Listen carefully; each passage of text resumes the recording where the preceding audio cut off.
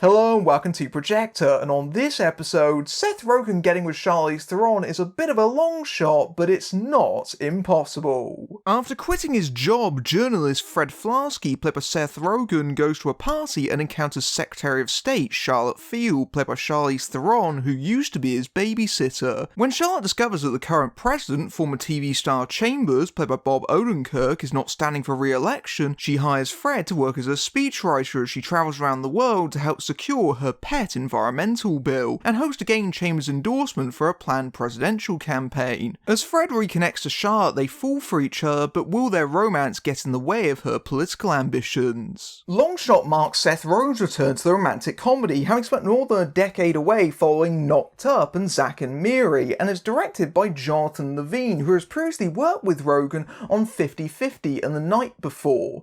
And I think this marks a resurgence for the romantic comedy, a genre which up until lately has been on life support after a string of abysmal comedies at the beginning of the decade, but now seems to be showing signs of life, especially on Netflix where they're very, very popular. I think there is an audience that does want to see this kind of movie, so long as it's actually romantic and actually funny, and Longshot tries to fit the bill. But this is also Seth Rogen trying to play in a more grown-up, mature fashion. This is very much him trying to make a kind of old-fashioned romantic comedy in his way, so going back to basics, but also putting a new spin on it. And Rogen is already an unconventional romantic leading man, but especially so next to Charlize Theron, but that almost pales in comparison to the fact that genre-wise, this movie is also a very strange odd couple. You've got Seth Rogen-style romantic comedy with gross-out humour paired with political satire. It shouldn't really work, just like the couple in this film, but it kinda does. And it especially worked with test audiences, because when they saw this film, originally titled Flarsky, the results were so positive, Lionsgate actually pushed the film into the summer as a tentpole because they have that much confidence in it. Now, would I vote for Longshot?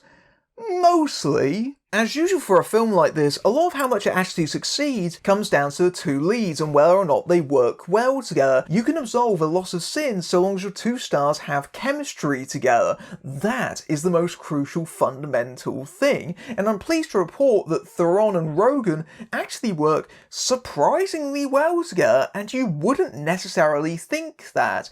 They're not an example that you would necessarily think would work when you see it on paper, but in practice, they really do bounce off of each other. Now, this is not really much of a surprise for Seth Rogen, who I think is really good at improvising, but he is definitely playing a variation of his traditional character in the reporter of Flarsky, who has a line of frankly terrible windbreakers. But that's much more revelatory in terms of Charlize Theron, who very rarely appears in comedies, and so this is a side of her we've seen all too infrequently. And so what actually I took away from Longshot was just how fantastic her comic timing is. She very much keeps up with Seth Rogen throughout the entire movie, beat for beat for beat. In fact, there are actually several sections of this film where she dominates the comedy. She often plays the straight woman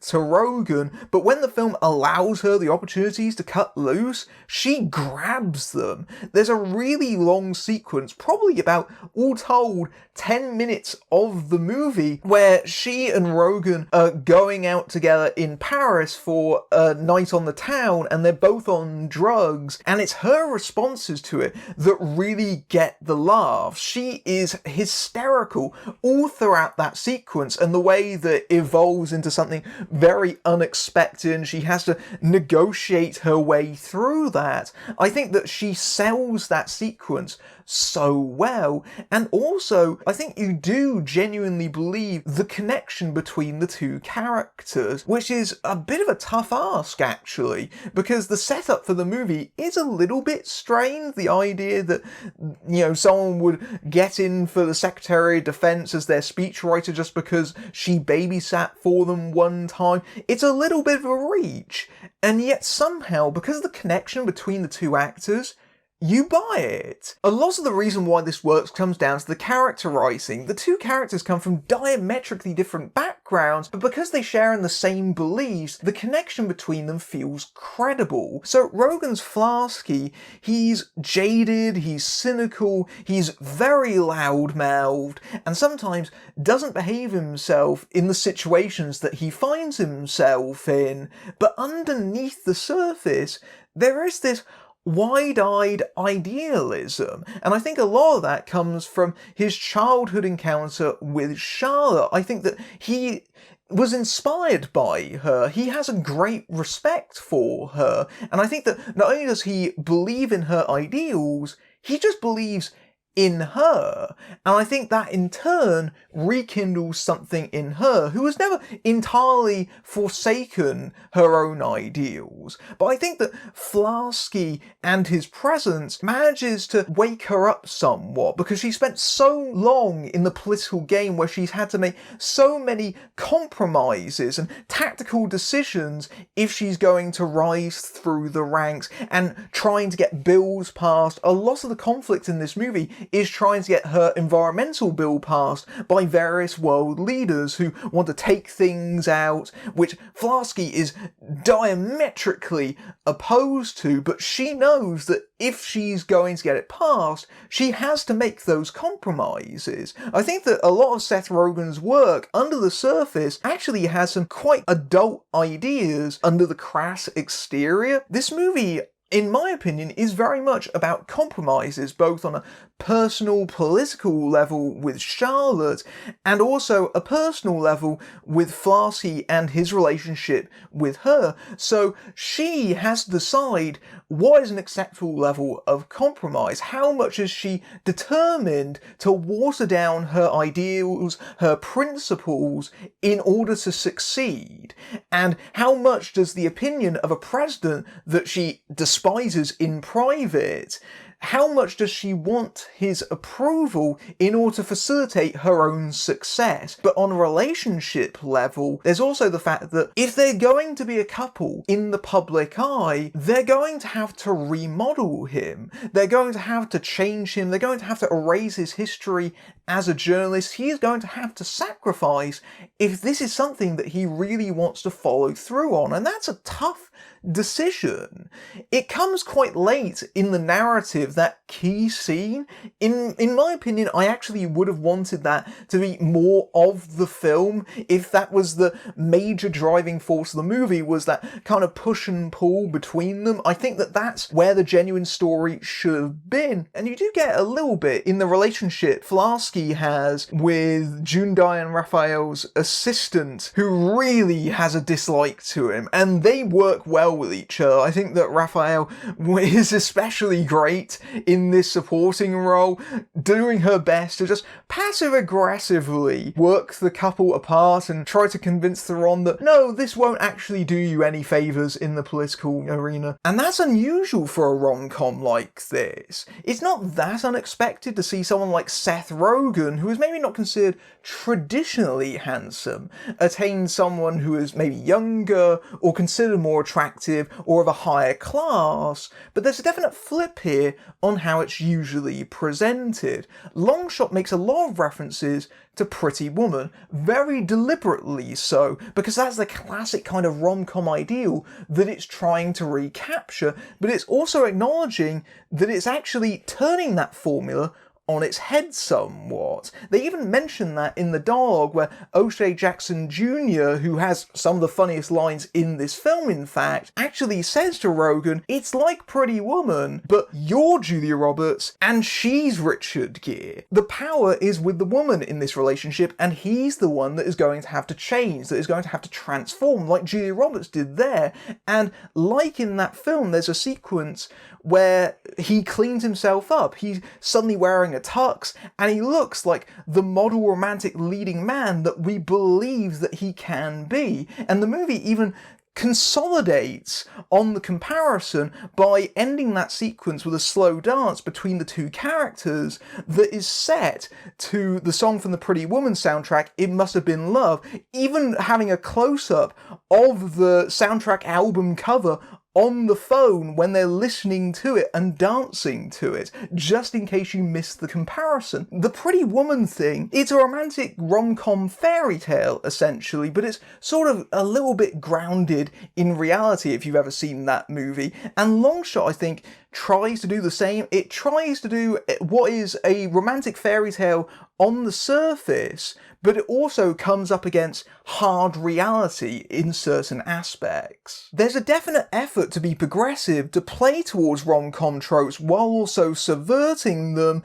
but overall, the film is a very uneven experience, largely because it's playing towards rom-com trappings while also having the expectations of a Seth Rogen comedy and mixing political satire in there. So understandably, Longshot is a bit tonally inconsistent. In terms of the political satire, the film starts off in very edgy territory. The opening sequence of this film is one of those where you think you've walked into the wrong screening, because it's a sequence where Seth Rogen goes undercover in a group of Nazis. It's uncomfortably amusing, and it sets up a very funny running gag involving a tattoo, but at the same time, does it fit with the rest of the movie? I'm not entirely sure. There's definitely an effort here to be very much ripped from the headlines. It's all very timely, very topical. For example, you have Bob Odenkirk's president, clearly modelled on Trump, but again, done a little bit of a spin on him. And ironically, real life has overtaken this character in that he's a TV star who only got the presidency to forward his own movie career. That's what he intends to do when he leaves the job. He wants to transition from being a TV actor to being a movie actor. That's the joke of the character. And obviously that was meant to be comedically ridiculous. And then the Ukrainian election happened, where a TV star was elected the leader of that nation, and suddenly it doesn't feel quite as preposterous anymore. You've also got Alexander Skarsgård as the Canadian Prime Minister, clearly modelled on Trudeau, and he's handsome but very boring. He's the person that Charlotte is ostensibly meant to be with. That's the one that people are trying to push her to go with, but she has no real connection with him. And that's a bit of a shame, actually, that they didn't use Skarsgård more, because he does have at least one very amusing moment involving that character's laugh, but they don't use him very often at all, in fact. He pops up here and there, and you think at some point they're going to make him a major rival or antagonist, and really, that doesn't happen. Maybe that was them trying to go against the grain there, but to be honest, it just feels like they wasted a perfectly good character there. You've also got Andy Serkis as clearly a Rupert Murdoch type, and he is decked out almost unrecognisably in makeup with a really grotesque, bulbous looking nose, and he really seems to be enjoying himself playing this really kind of repulsive, disgusting character who incidentally has his own news network, which becomes a running joke all throughout the film. They keep cutting away to this news channel reporting on everything. Incidentally, Paul Scheer, who is June Diane Raphael's husband and How Did This Get Made co-host, appears as one of the anchors in these segments, which are again quite amusing on their own terms. The problem with the political stuff is that these are all good setups, but the movie doesn't really do very much with them. Each of these characters has maybe about 10 minutes of screen time, if that. Like, Andy Serkis is meant to be the antagonist of the movie, and he's barely in it. In fact, for much of the second act, these characters totally disappear, and that's because the movie has to make a choice between politics and rom-com, and rightfully picks the latter, understandably so. It chooses to focus upon Flasky and Charlotte's burgeoning relationship, but when the movie starts in such a sharp place, it's a bit unfortunate that it eventually waters itself down, if not entirely unexpected. I do suspect that these characters probably got more to do at some point. They probably filmed a lot more footage of these characters, but of course the way that a film like this is made is that they show it to test audiences and they pick the bits that work best for the audiences, and I think that a lot of their material simply got cut. unfortunately, which means that overall these actors don't get as utilised as much as I probably would have liked them to. I would have certainly liked a bit more of Skarsgård and Serkis. I'm also not sure how much the political stuff works well alongside the Seth Rogen brand of humour. There's a lot of jokes in this movie that are very much staples of Rogen's films. So in the first act, there's not one, but two instances of Rogen having a huge CGI-assisted pratfall. In fact, in one instance, he probably should have been killed by it. And those moments got huge laughs. Likewise, there's a sequence much later in the film in the third act, probably the film's biggest gross-out moment involving a hacked webcam, got an enormous audience response, and there's no doubt those scenes are funny, but they're also quite crude. And it does feel like those elements, when you're mixing it with the political humour, which is normally handled in a maybe more reserved, more serious tone, sometimes the juxtaposition between those things can be really awkward. It doesn't seem like those two elements are really natural bedfellows, and sometimes that made for a weirdly uncomfortable viewing experience for me. I can't quite put it across, but even though the film earns those huge, enormous laughs, they also feel like they work against the movie and its credibility. Overall though, I liked Longshot. It's nice to see a rom-com that succeeds at what it sets out to do. The humour is laugh-out-loud funny at points, and the romance is surprising and genuine. I think that Rogen and Theron work really well together, and I think they help cover for the fact that overall, the film is a little bit messy. I respect the fact